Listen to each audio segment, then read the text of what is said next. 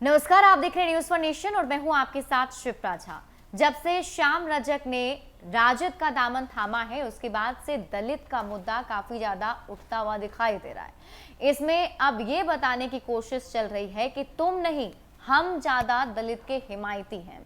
हर नेता के जुबान पर सिर्फ और सिर्फ दलित प्रेम ही दिखाई दे रहा है। जैसे श्याम रजक ने राजद का दामन थामा, उसके बाद सीधा सीधा प्रहार उनका जदयू पर था, नीतीश कुमार पर था। उन्होंने कहा कि नीतीश कुमार दलित विरोधी हैं। उसके बाद इसका समर्थन करते हुए तेजस्वी यादव ने भी कहा कि जेडीयू में जितने भी बड़े बड़े नेता हैं उन्हें तवज्जो नहीं दिया जाता है, उन्हें पार्टी नाखुश करती है और इसलिए वहां पर भगदड़ वाली स्थिति बनी हुई है। इन सब के अलावा इस जैसे जैसे ये आरोप नीतीश कुमार पर लगाए गए, उसके बाद जेडीयू की तरफ से भी रिएक्शन सामने आया। जेडीयू के बड़े नेता विजेंद्र यादव ने भी इसको लेकर कहा कि दलित का जितना सम्मान जेडीयू में होता है उतना ज्यादा कहीं नहीं होता है। कहने का मतलब ये है कि दलित नेताओं को ज्यादा तवज्जो सिर्फ और सिर्फ जेडीयू में मिलता है, किसी और पार्टी में नहीं। इसके अलावा सुशील कुमार मोदी ने भी कहा कि राजद दलितों के लिए जो प्रेम दिखा रहा है ये सिर्फ और सिर्फ दिखावा है। हिंदुस्तानी अवाम मोर्चा के अध्यक्ष जीतन राम मांझी ने भी नीतीश कुमार का समर्थन करते हुए सीधे सीधे श्याम रजक से सवाल पूछ दिया कि अगर दलित विरोधी राजनीति नीतीश कुमार करते हैं तो फिर श्याम रजक इतने दिनों तक मंत्री कैसे बने रहे।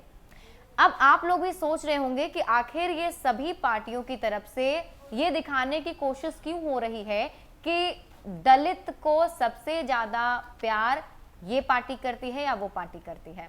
इसके पीछे भी राजनीति ही छिपी हुई है। बिहार में विधानसभा का चुनाव है और हम सभी जानते हैं कि बिहार के जो चुनाव होते हैं उसमें जातीय समीकरण मेन फैक्टर होता है। जातीय समीकरण को देखते हुए ही कैंडिडेट चुने जाते हैं और उन कैंडिडेट को चुनाव में उतारा जाता है और उनके मुद्दे को उठाने की कोशिश की जाती है। जैसे हमें पहले से ही पता है कि लालू प्रसाद यादव के जो मेन वोट बैंक है वो MY समीकरण है। हालांकि अभी तेजस्वी यादव की तरफ से कहा जा रहा है कि अब राजद A to Z की पार्टी है, लेकिन फिर भी जो वोट बैंक उनका ज्यादा है वो MY समीकरण पर ही डिपेंड करता है। और इसके लिए आपको बिहार के जातीय समीकरण को समझना होगा कि बिहार में दलित कितने प्रतिशत हैं और दलित आखिर चुनाव में कितने अहम होते हैं।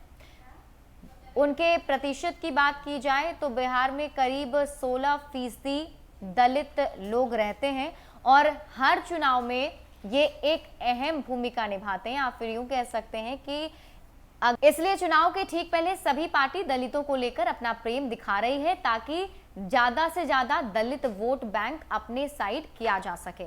इन सब के अलावा आपको ये भी ध्यान में होगा कि तेजस्वी यादव अभी गोपालगंज में जिस व्यक्ति की मौत हुई, रामाश्रय कुशवाहा, उनकी मौत को लेकर भी काफी ज्यादा सक्रिय दिख रहे हैं और इंसाफ दिलाने के लिए जगह जगह पर पोस्टर भी उन्होंने लगवा रखा है।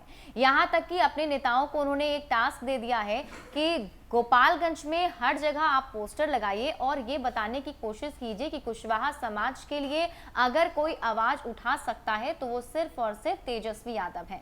मतलब साफ है कि अभी से ही जातीय समीकरण को देखते हुए सभी राजनीतिक पार्टी अपनी अपनी गोटी सेट करने में जुटी हुई है और इसलिए सबकी यही मंशा है कि ज्यादा से ज्यादा जातीय गोलबंदी करके इस बार वोट लिया जा सके और बिहार में चुनाव जीता जा सके।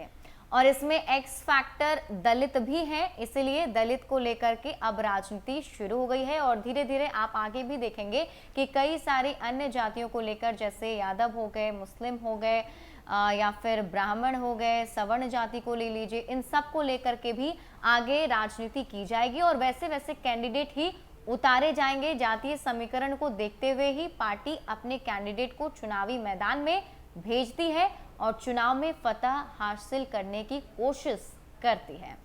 ज्यादा अपडेट के लिए आप जुड़े रहिए न्यूज फॉर नेशन के साथ। नमस्कार।